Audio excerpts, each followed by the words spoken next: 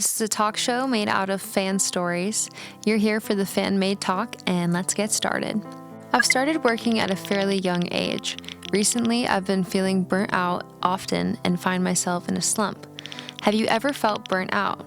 If so, how did you manage to overcome it? If not, where do you get new inspirations and motivations? Yes, so feeling burnt out is something I experience a lot, especially when it comes to writing. I'm currently feeling really burnt out, with COVID-19 and not being able to see any of my friends and trying to make music. I've been feeling pretty down lately, and I've been trying to get out of it, and the way that I like to get out of a slump is by exercising and forcing myself to go on walks, even when it's cold out, just to get the blood flowing. And I've been trying to add structure to my day and, force myself to write a song even when I don't feel like it, and eating healthier. I get really bad with eating junk food when I'm feeling low. So I've been trying to eat better, trying to work out, and trying to drink less alcohol too. That definitely helps. I hope this helped you somehow, and I hope you start to feel better. Okay, question 2. When I have a crush on someone, I immediately start disliking them as soon as they show interest in me. I really can't share this concern with anyone because I'm afraid of what they'll think of me. Is it just me? Am I a bad person for feeling this way? So no, you're definitely not a bad person for feeling this way, and it's not just you. I've definitely been there before. I think for me, sometimes when I'm into someone and then they start to like me back, I realize maybe I didn't really like them as much as I thought, and I just liked the chase. Once I got the satisfaction of them liking me back, then my feelings kind of went away, and I think that's super normal. I've been in a relationship for 3 years now, so the chase is definitely over. But that used to happen to me a lot when I was a teenager, in my early 20s. So yeah, you're totally normal. Don't worry about it. Okay, story 3. I like being alone, and I want to be alone with myself sometimes, but something about being alone makes me feel uncomfortable. I would like to be amongst a crowd, but this also makes me feel uncomfortable in a way. Is it just me? Nope, definitely not just you. I feel this exact same thing. I think it might be the grass is always greener, especially with technology these days.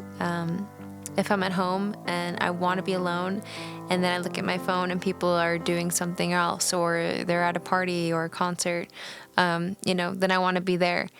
And then when I'm in a crowd, I also feel uncomfortable because I'm just wishing, man, I wish I were home. I wish I didn't have to get a ride out of this festival, or, the chaos of leaving a concert. And I'm also very anxious in crowds. I don't like being around a lot of people. It makes me feel really uncomfortable and anxious. So yeah, it's definitely not just you, but I think that's super normal. And you just made me feel a lot more normal. So thanks. Okay, story 4. I have a lot of interests in too many things. I'm always trying out everything that I ever had interests in and living in the moment. I'm glad about gaining these experiences, but at the same time, I'm afraid I won't be an expert in any specific field. Sasha, have you ever gone through such a phase in your life? Why, yes, I have. Before I settled into writing songs and singing them for a living, I had no idea what I wanted to do, and I was trying all different things. I thought I wanted to be maybe a therapist, and I also thought that I maybe wanted to be a music manager instead of actually being, songwriting and being part of the music part of it. So it took me a while to figure out what I really wanted to do, and I think the thing that I've found is by finding what you don't like and what you don't want to do, it helps narrow down what you're really passionate about, and that's what's happened for me. So good luck, and you're totally normal, and you're gonna figure it out. Story 5. Last year, my dog passed away after being in our family for 15 years. The most difficult part was preparing to say goodbye. It was especially difficult admitting the fact that the speed of time was different with my dog and I. Yes, I'm aware that farewells always come with new encounters, but now I'm afraid to meet anyone new or have any more pets. How should I overcome this fear and admit this cycle of nature and life? As I'm writing this message, it brings back memories of my dog, Hanul. Oh, I'm so sorry about your dog. I have a dog who's 1 year old, and anytime I read something like this or hear about dogs passing away, it breaks my heart. I think you and I are very similar, and I think we have a very similar mind, because I often struggle with, finding the meaning to loving something or someone, knowing that it could potentially be gone someday, but it's better to have loved and lost than never loved at all. And I think that's true. I think especially with grief, the best thing you can do is take time. And I know it might not feel like it right now, but time heals all, and your dog will always be a special part of your life. And, you'll be able to move on eventually. It just might be, a slow get there, but you will. And I'm so sorry about your dog.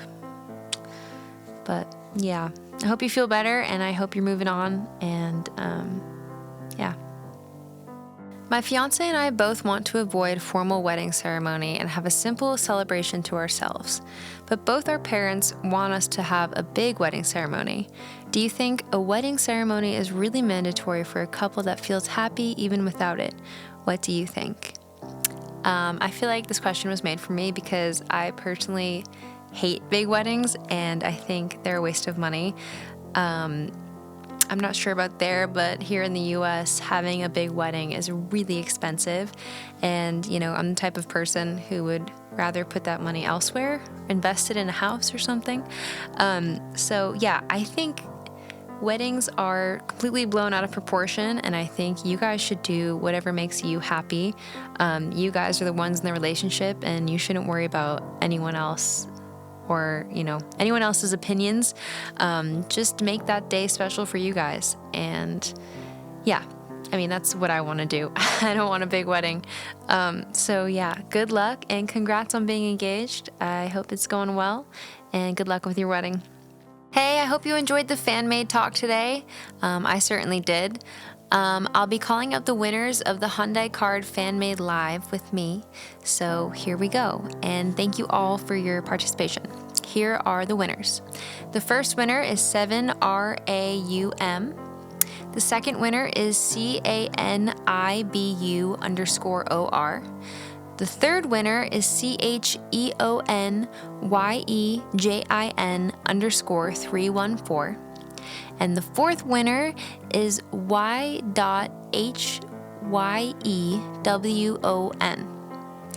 Congrats to all the winners. And I'm so glad to have connected with all of my fans in Korea.